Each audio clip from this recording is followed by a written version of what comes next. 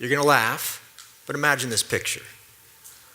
You get in a taxi, the meter starts going, taxi driver looks behind in the seat and says, "Where are we going?"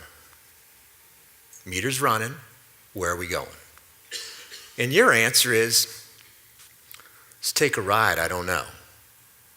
Can you imagine the response of the taxi? "Excuse me, we think backwards here. We figure out what the destination is, we get in the taxi, and we go there. It doesn't start with where I pick you up, it starts with where we're going." Nobody would get in a taxi without an answer to the question, what's the end game here? In my life at the CIA, and your lives every day, we do this every day. Every day.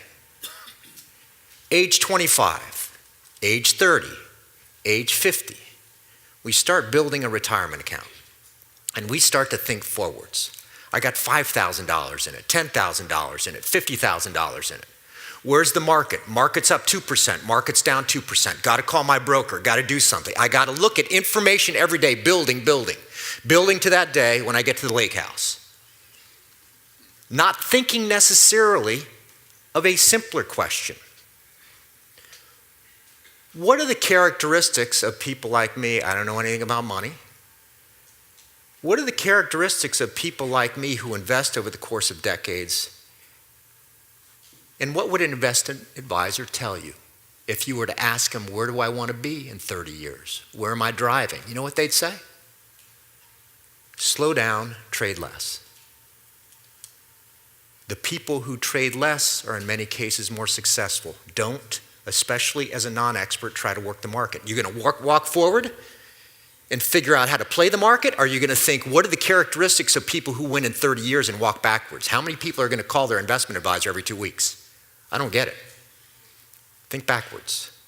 You're in a taxi.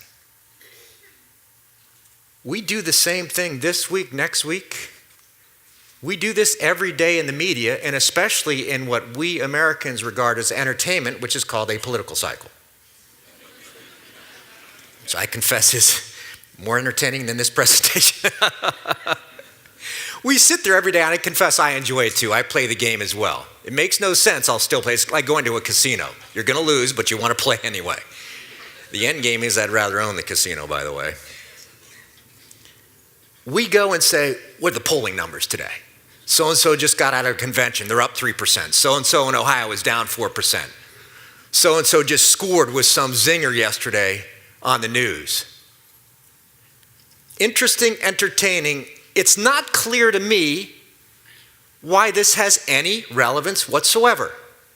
If our question is, what's going to happen in the end game? Who's going to win?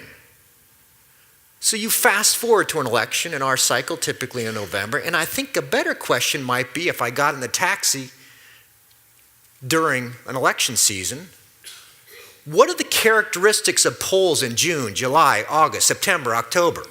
What are the characteristics or trends in polling that might indicate to me who's going to win? Might it be that 90% of what I see in midsummer is irrelevant? For entertainment purposes it's relevant. It's not clear to me that if the end game question is who's going to win, that those polls make much difference. I don't get it. Think backwards. This is sort of humorous. We're here at TED Talks. It's funny. So let's change the game to make it a little more serious and a little less funny. And what we're going to do for 10 minutes is you're going to play my life. And we're going to think forwards and we're going to think backwards. Making decisions, life decisions, about hunting a terrorist. You walk in and you're the director of the CIA and you look at people like me and say, what do I do?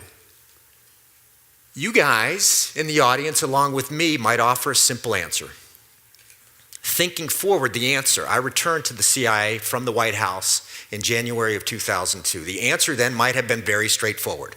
Where's the man? Where's the architect at that point? We're only months after 9/11. Where's the architect of the murder of almost 3,000 people? I want him. I want his head. Where's the man? Where's all the information about where the man is? The historical information before 9/11, how he moved through Tora Bora to escape Afghanistan? Simple question, where is the man? In 2003, in 2004, in 2005. You know what question I got? Testifying, dealing with the media, dealing with my friends. Where is Osama bin Laden? And I want to know, why are you going to ask that question? Not clear to me why. Seems simple, doesn't it? Of course that's the question you want to face. You get in the taxi and you say, let's start driving. First destination, where's Osama bin Laden? Where's the end game? The orders we got were different. Make sure there's not another catastrophic event. Make sure another 3,000 people don't die. Can you imagine in 2003, can you imagine taking down Osama bin Laden and then the next week 3,000 more people die? That ain't success. I thought thinking backwards, and many of us did, the end game is to ensure that more children get to grow up with their parents. So, how do we think about the world backwards? If you define success against a terror organization, one of the successes is how nasty can you get into their gears? Can you take out the operational commanders again and again and again and again? The architects of attacks in London, Madrid, Paris, New York, Washington, the architects of attacks are the second echelon. Osama bin Laden is not touching a recruit, and he's not conducting training. The architects of the attacks are the people at the senior operational level who are doing the planning for the next attack. We called it the second wave, the next major attack after 9/11. The second wave was led by people you never heard of. Abu Faraj al-Libi, Hamza Rabia, Khalid Sheikh Mohammed, Abu Zubaydah. They're all dead or captured now, all of them. And they were, in most cases, just a few years after 9/11. The question was, if you think backwards, if success at the end of the day in 5 years or 10 years is someone grows up with a parent and doesn't even know it because we stopped an attack, taking down bin Laden is a goal. But the more important goal is, how do you take down the people who are training, the people who are recruiting, the people who are touching a recruit from Europe or America, the people who are fundraising,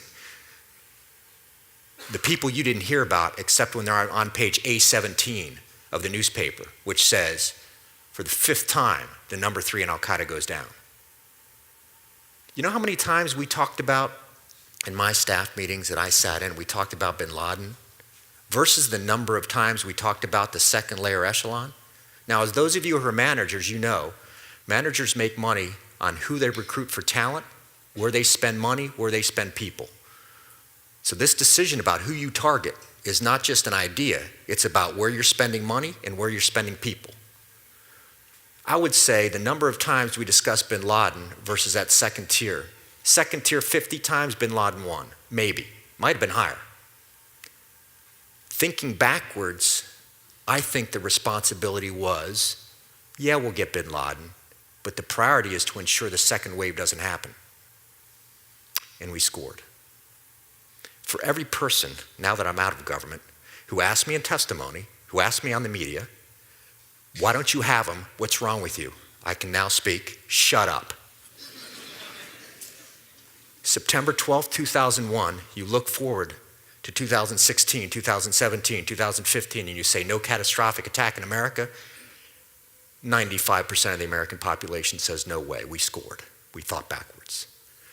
You could say the same thing now that you're the CIA director. I'm sorry, I just fired you. It's a short tenure in office. The problem with government, by the way, is you can't fire anybody, so it gives me great joy to do that. Let's make you CIA director. You walk in thinking forwards, which I'm asking you not to do, and you say, we've got another responsibility, what people ask experts about all the time, stop the money. As they do with ISIS, stop the money. Money fuels terrorism. Let me tell you something. In a country of 330 million people, in a world of whatever it is, 7 billion people, stopping $1,000, $10,000, $50,000, for those of you in the money business, that ain't easy. Think about a courier who's getting on a plane with $5,000. How are you going to stop that? But I think many people sitting in your position now as the short-lived CIA director, before I can you, would be, this is easy. Let's figure out how they're collecting money and let's stop those money flows. This is easy. Let's just collect information about money flows, look at global financial flows, look at couriers, stop the money. My answer is, I'm not sure why you're doing that. I just told you, Mr. Director, you got to listen to your subordinates. I just told you that the way to gut a terror organization is to eliminate the level of leadership right below bin Laden and Zawahiri. The guys who raise money, the guys who train, the guys who recruit, the guys who are an inspiration for the day-to-day operators they talk to in Afghanistan and Pakistan. Thinking backwards, I would have said, okay, what's success for not only the global strategic campaign against al-Qaeda, but the campaign against money? I would have said, I think the goal shouldn't be stopping money. I think it would be charting flows into the core of Afghanistan to see if we can chart them well enough to identify who's picking them up at the other end, because that's a player. And my responsibility is to take more players out faster, not necessarily to take $5,000 off the streets. Backwards thinking, I'd say, to accelerate the decimation of this adversary, more people dead and captured is better people. If I take down $10,000 and I miss the big player, I lose. My backwards thought would be, how do I maximize the prospect that we can chart global financial flows based on looking at who we want to take out, not how much money we want to take off the streets. You know, it's interesting. I talk to public audiences all the time. And when I talk to them about national security threats, they sit there and say, you know, that's another universe. That's for you guys to worry about. It doesn't relate to my life. When I get in a taxi, I tell them where I want to go.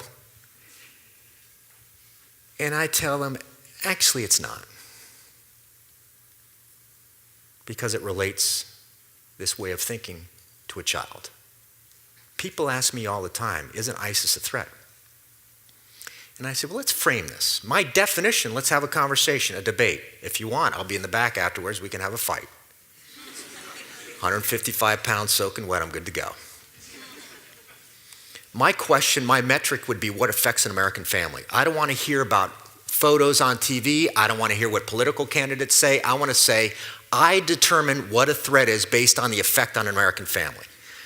Whether you like it or not, statistically, I'm the facts dude. Statistically, the likelihood ISIS will affect an American family is extremely low, almost infinitesimal. I will tell you, you should spend more time ensuring that your child can swim, because statistically, the chance that a child dies in a swimming pool this summer is far higher. Can you imagine that on the stump during an election season? It's nice to invest in ISIS, but I'm going to do swimming pool safety. Which is why I will never be elected to any office. I like dogs, but I couldn't even win dog catcher. Seriously, I look around too. I see MUS students, St. Mary's students from high schools here in Memphis. I know there are college students here. They're going to make the same mistake of thinking forwards instead of thinking backwards. If you were setting up a college curriculum, I wish I were a college president.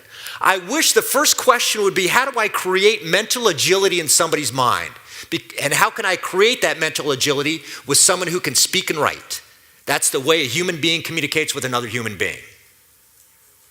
If I'm going to create mental agility, some of the things I would think about thinking backwards are I want them to have different experiences, especially experiences with people who make them uncomfortable. So I'm going to require them to live overseas. I'm going to require them to live outside any area that has an American. I'm going to require them to learn a foreign language. I'm going to require them to sit in lectures where someone challenges their views. And I'm going to have at least 4 semesters of public speaking and creative writing. I'm not talking about high school creative writing. I'm talking about hardcore every day. Because I need... Unless you got a paycheck, I want you to be quiet, okay? You think I'm joking. What I'm saying is we assume thinking forwards that 6 credits in biology, 8 credits in history, that somehow someone learns to think creatively, somehow someone learns to read and write and speak. And when I recruited for the CIA, I can tell you none of them could talk and none of them could write. And furthermore, when I gave them an argument, they couldn't figure out what the other side was. I want mental agility as my end game. We assume that somebody coming out of college has that mental agility because they take 8 credits of chemistry. Are you kidding me? Thinking backwards, I'd say, what are the characteristics of people who exercise their minds? I want them overseas. I want them traveling. I want them confronted with different ideas, and I want them to be able to speak and write. We're like 0 for 5 in American colleges today. More profound, what happens when that kid gets out of college? What's the question he asks himself? What's my degree? Who's coming into college to recruit? How can I get a job? What are my peers doing? What's a cool job? Who pays? I counsel students all the time, and I tell them, I don't understand why you would bother to ask that question. I've got a couple questions for you. Thinking ahead and thinking backwards, let's figure out where you want to be in 5 or 10 years with some basic questions. What are your strengths and what are your weaknesses? What do we want to maximize and what do we want to avoid? And second, and maybe more significant, life is short. What brings you joy? If animals bring you joy and you end up in accounting, I'm going to tell you, maybe a bad career choice. Once we figure out what your strengths and weaknesses are, thinking backwards, and what brings you joy, maybe then we can start to say, what are the characteristics of jobs that might have you in 5 or 10 years saying, I made a good choice? Whether you're in a taxi, whether you're thinking about polls, whether you're thinking about your retirement account, whether you're thinking about how to hunt bin Laden, I want you to think about where you want to go and step backwards. And finally, what I think is the most profound implication of whatever I have to offer you in 18 minutes. Every weekend, every day, those of us with friends, those of us with families, with spouses, with partners, with children, when you wake up, I want to know what question you're asking. I want to know if you're saying, what's on the schedule today? What do I got to do? What's life bringing to me? I want you to ask a different question. Forget about everything I said. I want you to ask one question, thinking backwards. When I go to sleep tonight, what are the characteristics of everything I've done on every weekend for the past 5 years, and which of those brought me the most joy? If I choose to do things today that don't reflect those characteristics, I want to know why. Okay? Thank you.